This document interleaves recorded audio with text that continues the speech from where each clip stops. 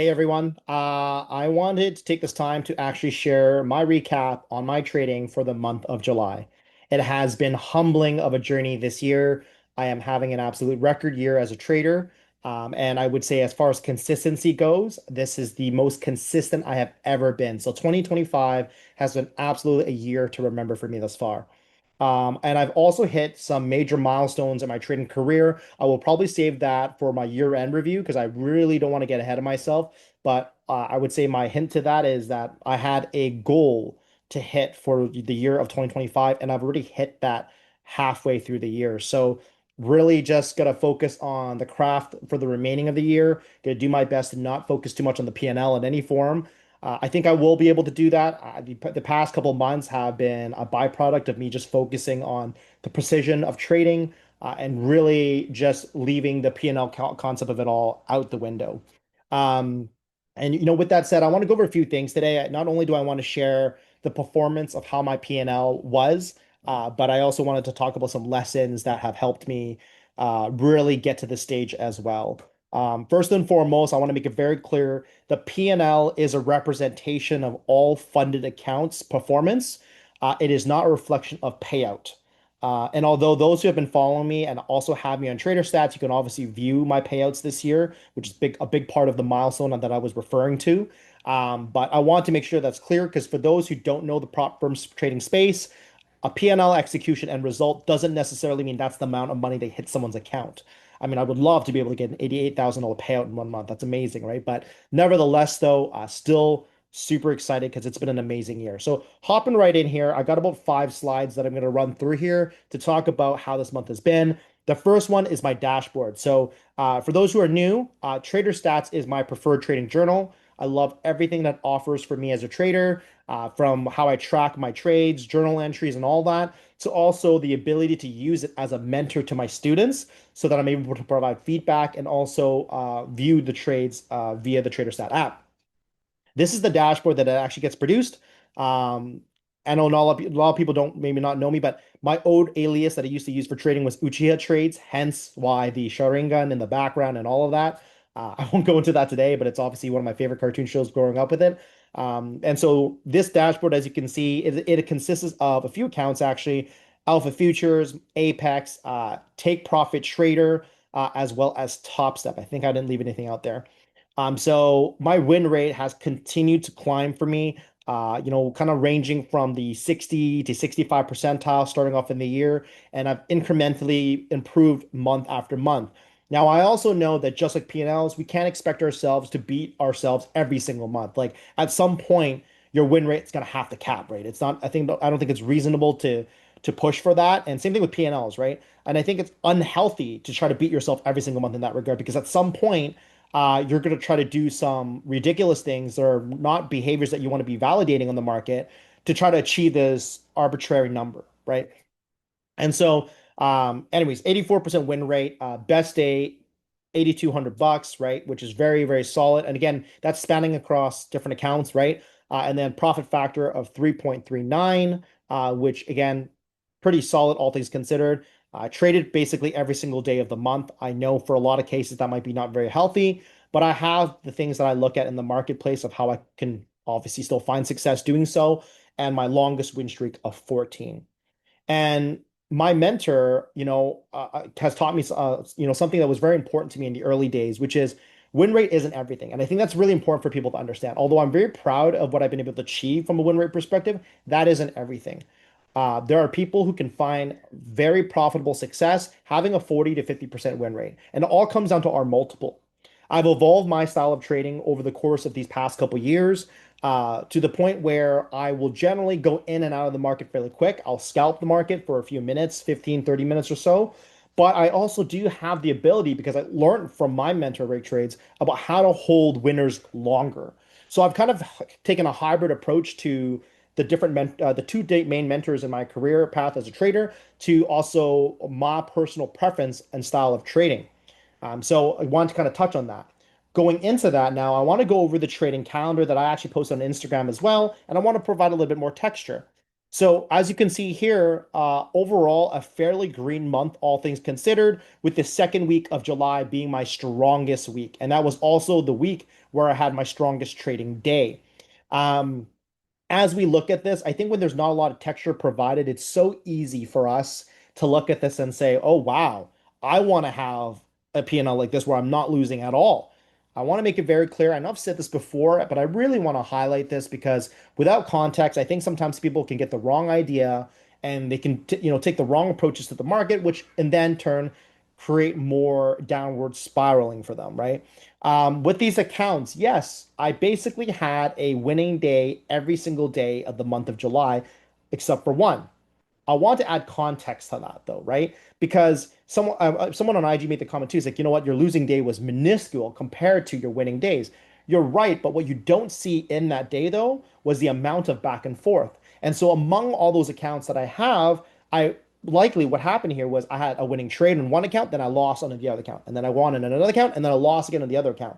And so, although you see that as a negative $214 and being very minuscule compared to the $3,000 day beside it and the $8,000 day beside that, however, I would say from a mental perspective, that was a mentally taxing day because there was so much back and forth on the market for me when I was trading. In the same regard, when you take a look at those winning days, it doesn't mean there weren't losing trades in there. I absolutely had losing trades in there. It's just that my winning trades outpaced my losing trades. And sometimes that could be built on the fact of the different rules of consistency that a prop firm may have, which results on how I take my trades, as in like how much more profit can I grab from it or the losses that I can take on it as well. And so that kind of consolidates what you see here on the trading calendar. Kind of digging deeper into it as well. If you take a look at the trading stats, you can see here the amount of trades that I took, my win streaks, how long I was in a trade in the market, my win breakdown, and all that. And you can see, I think this is quite consistent in the narrative that I've provided in the past, but my losing trades don't get held for that long. You can see here already that if I'm losing, I'm generally losing fairly quick. Now, it doesn't always mean that my stop loss is tight. It just sometimes might mean that I may have entered a trade and that maybe news broke or something came out, a tweet, right?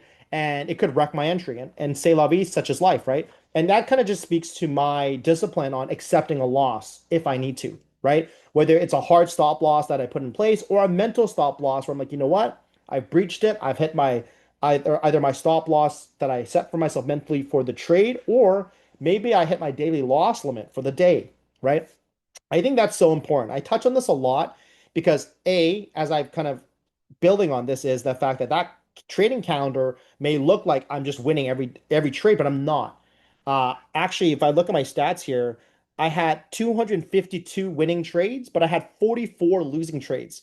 And so you might not think that when you look at the calendar. So I really want to highlight that is the reality of trading, right? That you are going to take losses. I think a big part of the discipline that I'm proud of is that as I take these losses, less and less am I tilting. And it's honestly a lot harder than it may seem for those who are either new to trading or aren't trading at all. Tilt management is very, very difficult. I can't emphasize how much I have in the past had a win streak of, 5, 10 trading days and allow one day to wipe out all 10 days of trading. And it is probably the most difficult thing to absorb. And in that experience alone, not only will it wipe out my trades over the past 10 days, but what it will do is set me on a path of losing trades for days to come. That is why tilt management is so important. And it's things that I talk about with colleagues and students as well, is that it's great to be able to win, but it's super important to understand how you manage when you are losing, right? It is part of the game and we have to accept that. I say this in entrepreneurship and in business. If you're not willing to make mistakes, which in this case, a losing trade, then it means that you are not willing to learn. What we do is that I don't consider this as a loss. I consider this as a learning lesson, right? So that you can hopefully take that learning lesson and win better tomorrow. Everything that we do in the market is tilt management. And the better that we can understand how to manage tilt and manage our losses, the longer you'll be able to stay in the game, which will also result in the higher probability of you being profitable as a trader long term. And so I'm still far from where I would like to be, but I'm getting better with how I manage my losses. And so I think that's been a big part of my success this year. And honestly, sometimes when I reflect on my trading career, it kind of frustrates me and upsets me that I couldn't have clicked this sooner in my trading career. And for the new people following, I've been trading for about a little over 4 years now, from small caps to options to futures. It is infuriating to think about the fact that if I would have figured out this concept, which just sounds so easy, but if I would have figured out the concept of being able to manage my losses and tilt better, I honestly would be so much more of a profitable trader 4 years in. Now, with that said, hindsight is 2020. I'm not regretting anything because in the end of the day, I am here. I am where I am today as a trader because of those lessons. And because of those lessons, I can also relate to traders that are out there that might be going through the same rut or challenges, regardless of your years of experience. So I wanted to really highlight that here for you guys. And to also touch on the individual trades, I don't copy trade. Again, like I mentioned this before, but I really want to hit on this. And it's not because I think it's bad that anyone copy trades. I know, I mean, there are some inspirational traders out there, and one is I think his name is Jade Cap, Kyle. I remember watching his interview on the Words of Wisdom, and it's like it's amazing to see his record payout of over $2.5 million, right? Which is crazy. Like I wish I could do that. I hope I could do that one day, but I just know that I'm not capable of copy trading. I don't know what it is. All I know is that whenever I take losses on copy trading, it just tilts me to no end. And so not only does it hurt me there and then, but it hurts me on every trade afterwards. So for those who are finding success in copy trading, congrats. Good for you. I honestly can't figure that part out. Maybe one day I'll gradually kind of go at it. Maybe I'll copy trade 2 counts at a time because I know there's someone in the Discord that is doing that already. But for now, I'm going to continue to do what I do best and what I feel comfortable with because everything I do is about tilt management. And so for in the individual trades, I have one Alpha Futures account, which I posted on Instagram that I recently got my first payout out of, which was amazing to have accomplished. And hopefully I'll be, more to come with that. I have one Top Step account that I still have that I honestly barely touch because I don't, based on the market conditions and the time that I have to trade, I can't get to all my accounts sometimes, and that's okay. And actually, I would say that's a learning lesson in itself, is that when I have so many accounts, I might feel the need to force trades just to get a trade in on the account. I have learned that the hard way as well is that sometimes if there just isn't enough trades, then it is what it is. And so I don't trade it. So Top Step is the last account I generally trade. And there are many reasons for that, which I'll leave for another day. But anyways, that's that, right? My Apex account, I've been kind of providing updates on social media about this. I'm super excited. I am so close to an uncapped payout. There were some technicalities where I honestly should have gotten it already, but I will take accountability for that. It is a policy thing that I missed on the FAQs on Apex. I basically requested for my sixth payout when my fifth one was still under review. I did get both those payouts, so it was 2,000 each. So good news is I still got 4K payout last week on it, but obviously crappy thing is that I couldn't take my uncapped just yet. So I think I have about 5 more trading days left before I can get it. So I'm gonna take it easy. I know I'll get there. I'm confident in my trading skills that I'll be able to get to the stage of my uncapped payout. So I will update you guys when I accomplish that because that will be a big accomplishment for me. It is only one account, and so part of me thinks like, oh man, imagine if I did that with 20 accounts, right? But can't get too obsessed with that. I'm happy with what I've been able to achieve, and honestly, again, yeah. Anyways, I'll save that for another time because I feel like there's a passionate conversation that can go behind that. And then my take profit trader account is, this is the prop firm that I actually struggled with in the early days, and similar to Apex, intraday trailing drawdown is a very difficult thing to overcome. But I think part of my hybrid of my evolution as a trader is what has helped me adapt to these props, right? Which is understanding when to scalp and when to hold. And so for the take profit trader accounts or any intraday trading profit trading accounts, what I generally do is I'll scalp my way out of the buffer period so that I can then have the ability to hold trades for longer. Anyways, that's just my opinion on how I find success with that. So I have 3 accounts with that, which I think by Monday, because there's a little bit of a delay, I'll have 4 accounts with them because I did pass another eval that I'm going to activate. So anyways, so these are the individual trades that are funded. I do have evaluations that I'll sometimes use for theses that I want to trade with, but not confident enough to trade with my funded. And that's what I like about Take Profit Trader as well, is that sometimes you can earn credits for like free accounts, which that's how I've been actually using those evals to back test ideas as well, which was kind of pretty cool, right? The last thing that I want to share on this topic was also I've talked a lot about consistency.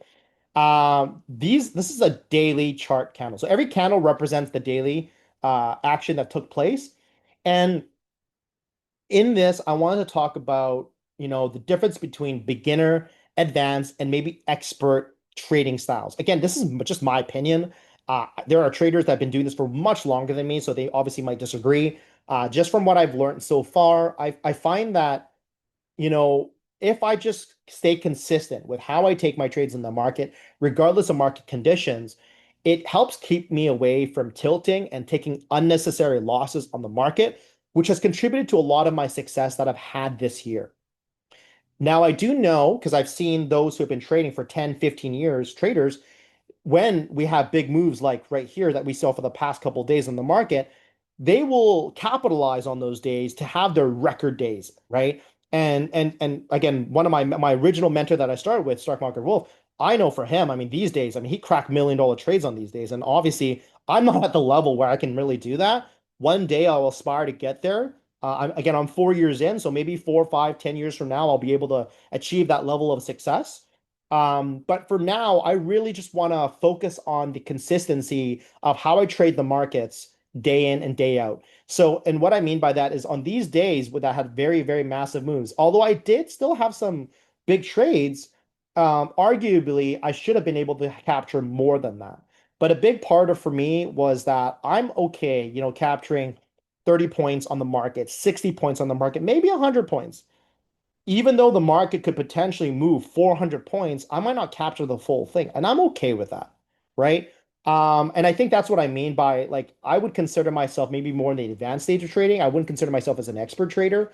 Um, where I have the ability to go in there with some size in the trade, trail off my trims and all that, and move my stop losses and control the dynamic trading things, right? Which I personally don't recommend for beginner traders. Again, one man's opinion, but something I recommend for my students right now is just being able to get in a trade and be able to take profit on that trade and put in the reps, right? And so that you can actually build that confidence to then start to learn how to scale and trim off later on.